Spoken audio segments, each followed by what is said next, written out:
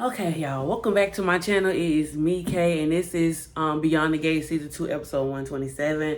Okay, so let me tell you something. I just want to tell y'all, or ask y'all, who be talking to the TV when y'all be watching Beyond the Gates? Because I be having full dialogue with the characters on screen, and I be telling them when they trifling. Like I know, like at times when my husband is in the room with me and I'm watching the episode, I know he be like, something wrong with her. Because like I be like,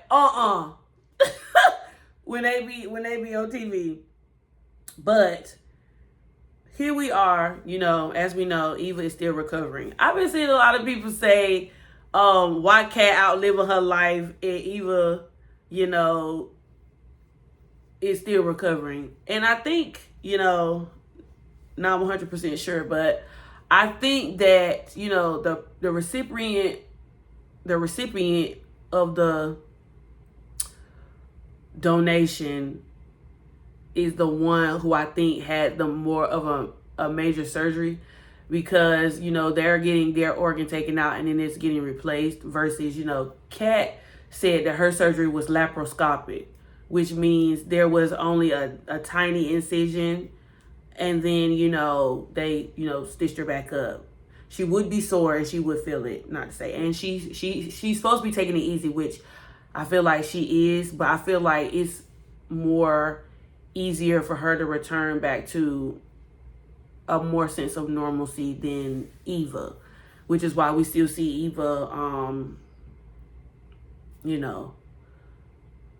taking it easy. Now, this is if the surgery goes as it should. You know what I mean? Not because we know that sometimes, donors could have more complication than the recipient of the donation. You know what I mean?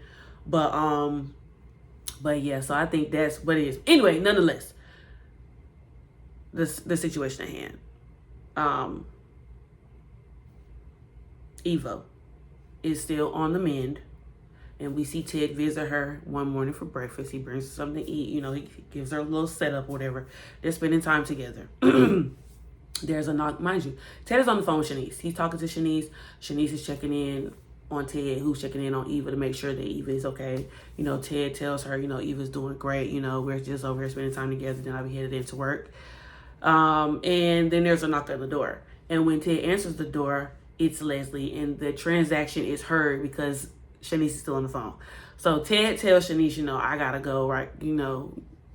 X, Y, and Z is here. You know what I'm saying? And I don't want to do this over the phone. Because Shanice is already skeptical. She's already had, hesitancy. She's already scared. She's already felt like, Leslie is too much, and Ted needs to handle it. And she also know that Leslie is, a little off sometimes. So, it's all these things that come into motion. So, of course, Leslie is at the door. And, of course, we all know Leslie has a weakness for Ted. She thinks Ted is her man. She feels like she's willing to play the long game with him. She feels like there is going to be a time where he wants her back. And, she's overly flirtatious. She flirts with everybody. But, of course, with Ted, it's very,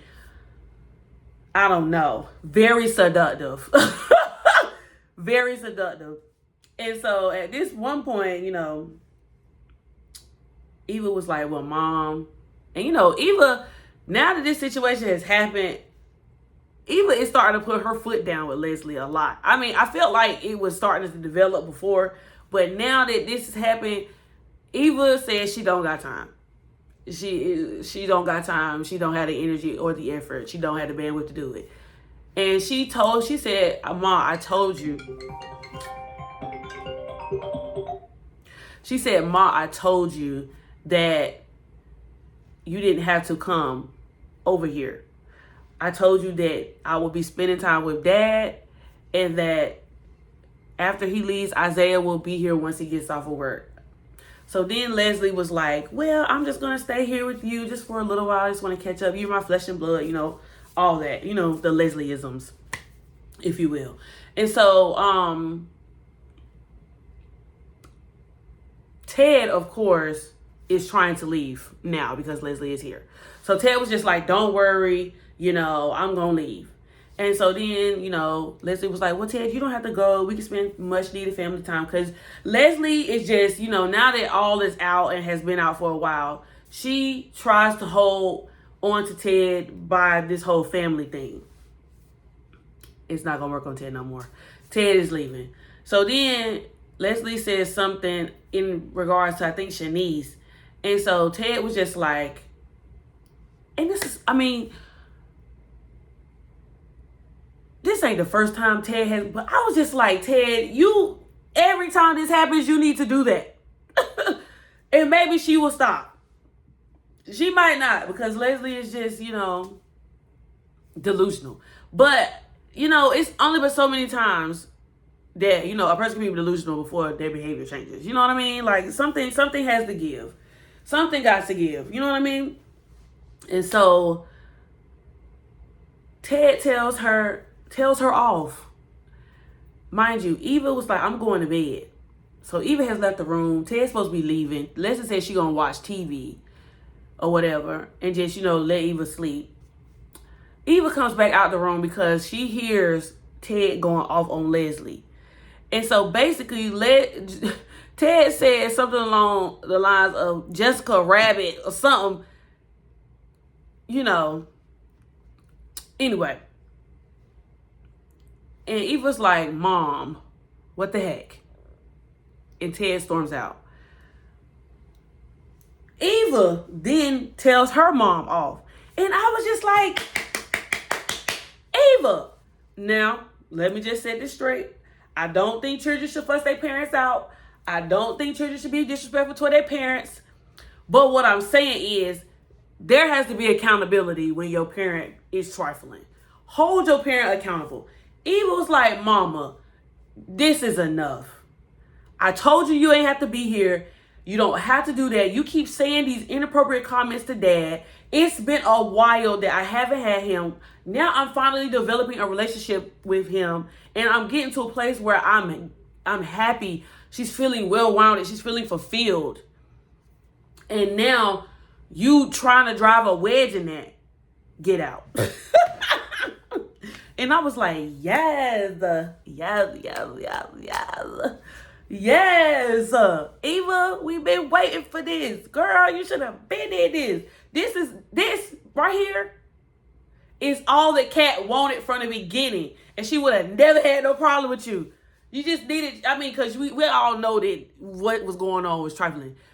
But doing that, holding your mama accountable, and then doing the right thing in addition to that, everything would have went completely differently. Everything would have went differently. But, Leslie is hurt by what Eva says nonetheless. She was like, you really want me to get out? And so now Leslie feels the way because, as we know, Eva is all that Leslie has. She's in a community where she's trying to, become accepted, but nobody is accepting her because she's the outcast. And because it was on full display that you wrecked somebody else's family. So nobody in that community she has no friends. Nobody in that community has nothing good to say to her. And then she only is with Malone from time to time because Malone is still married and has a wife. You know what I'm saying? So Eva is all she got. And Leslie's supposed to be turning over this new leaf. But clearly that was a no trick. You know what I mean? Right? So there was this breakfast that happened between, I think, Chelsea, Kat, and Danny. Chelsea wasn't really eating like that. And they're at the country club. And Kat was, talking. Danny was talking or whatever. And so they asked Chelsea what's wrong, right? Chelsea says that she's still bothered about the news she received from Naomi. And so then this is when Danny was like, oh, she told you? And so when she says, oh, she told you, Chelsea was like, oh, you already knew. And then, because Chelsea was about to go off the edge, she was like, you. And that was about to happen. But then Danny was just like, no, I didn't know. She just told me. And so then Chelsea is just like, oh, I can't believe she had to go through this by herself. Mind you, Kat is sitting here. Kat is silent. She has nothing to say. Again, Kat is just, I don't got nothing to say. Kat is listening. And so then she was just like, I can't believe she went through this and not say anything. She was like, and then it's the fact that she iced me out. So it's just the fact that like Chelsea is just mostly hurt about the situation. And then of course she says, you know, it's a lot going on. She's feeling a lot of emotions. You know, her dad just almost passed out in a deposition. He was having stroke-like symptoms. This is the second time. She feels like he's not taking his health seriously. And then you just had a conversation with your sister where she told you she's BRCA mutation gene positive. She's considering a double mastectomy. Her life will change. You just finding out that, you know, she kept her husband in the dark. You know what I'm saying? And now you got your daddy wife who is just who you deem is trifling. So Kat and Chelsea basically fill Danny in on, you know, how they feel like Haley had just dropped the ball and was just a no good wife, not knowing that, or failing to mention that, because I think Chelsea might have known that, because I think Bill told her that I told Haley to leave, or the people told Haley to go home, get some rest, and I told her to go do shopping, do this, do that, do that. But I guess it's just the fact that even though Bill told her to do that, she could have fought more. But we know that Haley don't care about Bill. She is just in this for the money. This is her come up. So whatever happens, she don't have to be attached to Bill because she just living in a lap of luxury anyway. And so they telling Danny that she, mind you, Danny gets a picture on her phone, right, while they're talking. And, you know, Kat was like, Kat tried to transition the conversation. And she was just like, on a lighter note, you know. And so Chelsea was just like, what's going on? And then, you know, they showed the picture because that probably happened actually before they started talking about Haley. It did.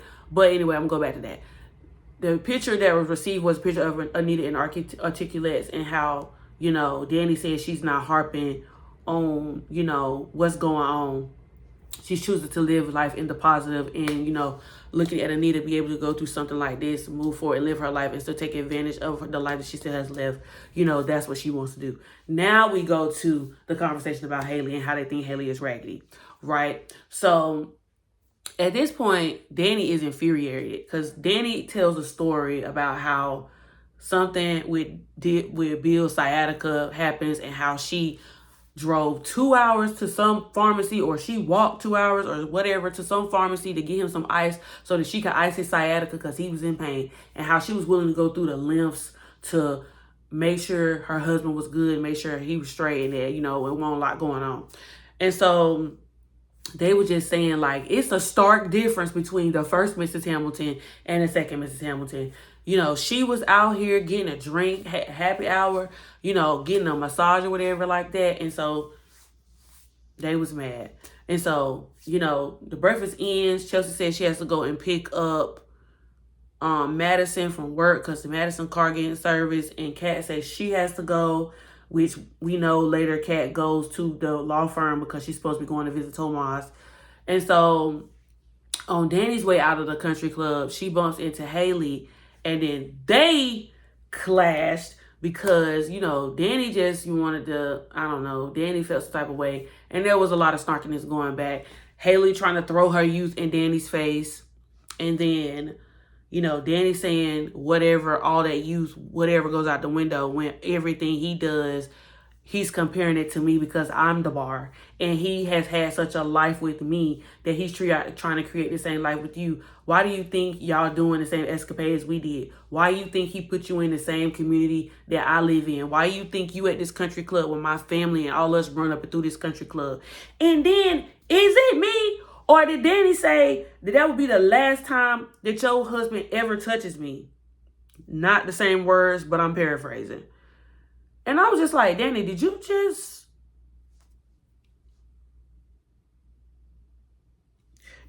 admit to Haley that you had relations with her husband? Because I think that might have been a Freudian slip. because the way that she said it, it was like, not saying it in a boastful way, but an admission of something happening. But the way the conversation was going, it could have been easily bypassable, because, you know, Danny was talking about her being with Bill and them, you know, being together in the past. And so Haley, I don't think Haley caught that. So then Haley goes into the country club and Danny goes off. She goes to her house. Haley goes into the country club, gets her a drink. She's talking to Bill on the phone about how Danny just tried to, you know, go in on her. Tells him that Chelsea and Naomi and all of them tried to rip her a new one because they thought that she was a lackluster wife and she wasn't taking care of them, you know, and how Danny is just all up in her face talking about her relationship and how, you know, everything could be compared to her and everything like that. And so Bill is choked up at this point. He on the phone gagging because he can't believe what he heard. He talking about some, Haley, something came up. I got to get off the phone right quick. I'll call you back.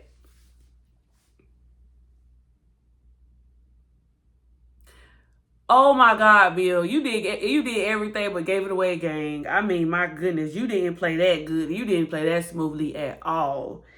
And so,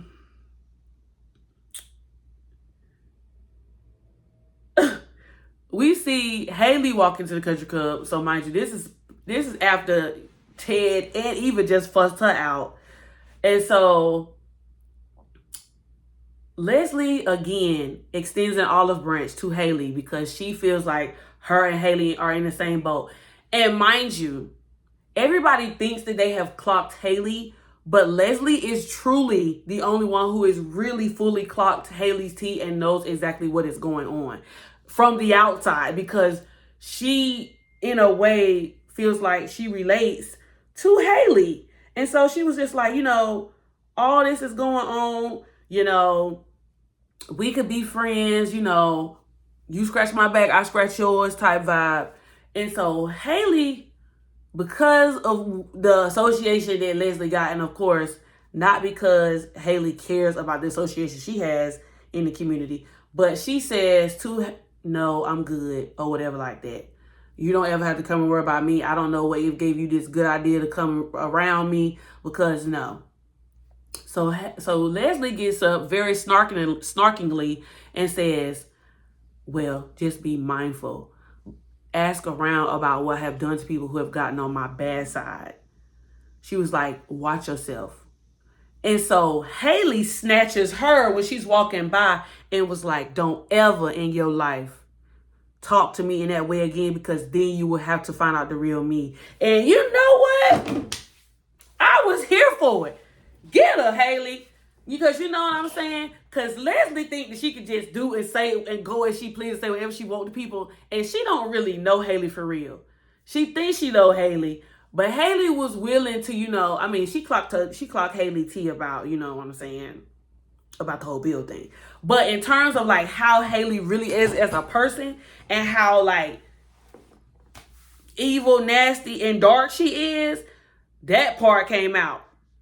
And not that I was in agreement with Haley, and I'm never on Haley's side. But in this one moment, I was like, Haley, get her together. Because she reverting. She said she was a changed person, and she's reverting.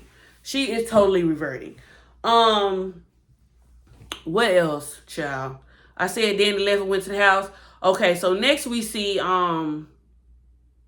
Kat go to the law firm or whatever.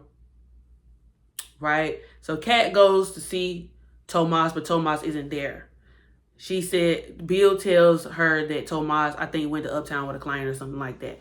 And so she was just like, well, that's what I get for, you know, coming before I called or whatever. So then Bill was like, hold on, let me talk to you real quick. And so Kat's like, what's up? And so Bill's basically like, you know, who do you think that you are, me and my daughters, coming to us saying anything to my wife about what's going on. And so Kat was just like, well, this is what's going on or whatever like that. And Kat was just like, well, you know, this is what's going on. We just thought that, you know, Haley could have been doing better or whatever. And so Bill basically was just like, yeah, don't worry about Haley because I know what's going on. I told her to do X, Y, and Z. You need to worry about me. And so then Kat tells Bill something about her health or something like that. And Kat tells him something about her health or how his daughters were concerned or whatever like that. And so she was just basically like, you need to worry about your relationship with Tomas.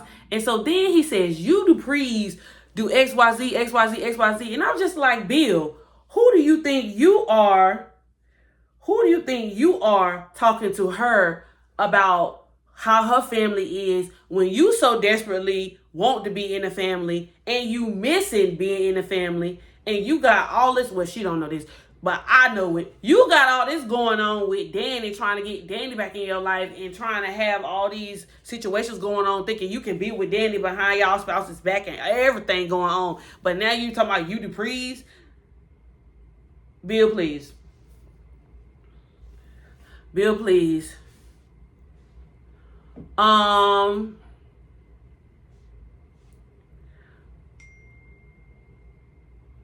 I'm just like, boy, you doing a whole, you going to a whole lot. You doing a whole lot. You doing a whole lot, Bill. Trying to cover your tracks and compare your situations with your health and everything going on with your family. But you know what I'm saying? It's just a lot going on. People trying to gather Bill together. Bill don't agree with what's going on. He want the Dupree women to stop treating Haley a certain way and stop looking down on her because she is his wife. And I'm just like, Bill, at this point, friend, you beating a dead horse. You are beating a dead horse. It's never gonna happen. They never gonna respect her. And then what you got going on, they never gonna respect you. And so it just is what it is, and you just gotta come to grips with the gang. I'm sorry. And you trying to pull everybody's car and trying to talk to Kat about her situation with Tomas because they feel like they got to be in control of everything. I'm just like, please. And so then we see Bill go to Danny's house because, of course, Bill goes straight to Danny's house based off the conversation she had with Haley. And he was just like, Danny, I don't understand you because you said to me that you don't want people to find out, but yet it sounds like you bumping horns with Haley or whatever. And so Danny tries to set Bill straight again and says, what happened to you is a mistake. First of all, why are you here? Because my husband could have been here. You just popping up in my house unannounced, whatever like that. Luckily, Andre was not there. And then, you know, you come to my house. What happened was a mistake. It'll never happen again. I love my husband. He's the best thing ever happened to me since sliced bread. I don't even know why you even over here. Go to Haley. Go to Haley. Go to Haley. And so Bill was just like, you just think you so good. And you just keep saying, oh, you don't want nothing to do with me. But obviously you do want something to me. And so conniving. Conniving and manipulative. He was trying to wrap Danny back around, talking about some, don't be so sure of what can happen because you don't know what can happen. Like he's just gets a thrill off of, you know, gets a thrill off of what can be, what he can make happen, or you know how he still has this power over them. Like it's a power game with Bill for real. And so she was like, Bill, get up. And so she's like, they're just basically doing a dance around the living room and around the furniture because she's trying to keep her space away from Bill. But Bill's trying to pull her in. And he was just like, at one point, she was like, I'm happy and I don't want my husband to find out X, Y, and Z. And then Bill didn't say he don't care about Haley finding out, but he was just like, you know what? You know, we know what's going on. We know what it's going to be, and they don't have to find out. We can do what we can do what we can do, and nobody has to know. And I was just like, Bill, get out. Just go ahead and get out. Because who do you think you are? Who do you think you are? And I'm just like, I just can't wait. Danny, at this point, girl, can't nobody tell your tea better than you, girl. Go ahead and tell Andre. That's it. Go ahead and tell Andre, get this out of the air, because as long as Bill thinks that he's holding this secret for you, he's going to feel like he has some kind of power move or power struggle over you, or he has the upper hand. When in reality, you know, I do feel like Bill still has a certain power over Danny, but I feel like Danny is trying to get away. She's trying, but she's struggling. And so in order for her to probably be freed or to start her freedom again, because it's an upward battle of trying to get over somebody who was toxic to you. So in her uphill battle of her trying to move forward and get over her past life with Bill and creating this new thing with Andre, I think she gonna have to confess. She got to confess. So I don't know how she finna come clean, but I need for her to come clean. I need for the situation to get out. Last but not least, I do want to talk about this quick moment after I think Kat leaves Bill's office. I think it was before. She knocks on Kat knocks on Eva's door. Eva goes to the door, opens the door. I'm just like, well, Eva is stunned at who's at the door. So I'm like, who is it? It can't be Isaiah, because that wouldn't have been a reaction. So is it Kat? Is it Tomas? Who is it? And so it's Kat. And so Kat basically comes over to Eva's apartment to thank her and say that, you know, Tomas told me everything that you did. He told me how he should have came and talked to me, how you said that he should have came and talked to me first. He told me that, you know, he should have gotten permission to come over here. He told me that you said that, you know, Kat wouldn't like you over here because of giving the pass or whatever like that. And Kat was just, you know, very calm and easygoing with Eva. And so I think because that was the energy, you know, they're on a, I can't say in full confidence clean slate, because I don't think it's a clean slate with Kat. But I do think with the understanding that they have, I think both of them are just like, as long as you cool, I'm cool type vibes. And so when Eva opened the door for Kat and Kat told her, you know, everything, and she was just like, thank you. And she was just like, yeah, I agree. She was just like, and you know, I heard about what happened with Tomas. She was like, but I think that y'all are good together, XYZ. And then, you know, Kat was like, I might have felt differently if you wasn't with hot Isaiah. And I was like, girl, he is hot. And she was like, if you wasn't with hot Isaiah, you know, I would be worried, but I'm happy for you and Isaiah. He seems to be good for you, whatever. And then, you know, Eva was just like, yes, he is. I love him, or whatever like that. And so, you know, it was just a little, I was like, oh my God. And then they both looked like they had a twinkle in their eye. And not to say I'm getting my hopes up for a sisterhood, but I do think eventually down the line, we probably will get them. We will get the start of a relationship. But I was like, oh my God. Reconciliation, understanding, and healing is in the room. It's in the room. And not to disregard everything that's going on or will be moving forward with Kat and Eva, I do feel like Kat having a sister or us getting sister Kat, I'm interested in. I am interested in. Because just imagine if we could get those scenes with her and Eva like we do with Chelsea and Naomi. Now, I know that's far-fetched and a long way from now, but, you know, I do eventually think with what just happened, there's a glimmer there that's going to start to develop, and then, you know, they'll move forward and be able to move along. But yeah, y'all, that's all I have for episode 127. Like, comment, subscribe, and I'll be back with more. Deuces.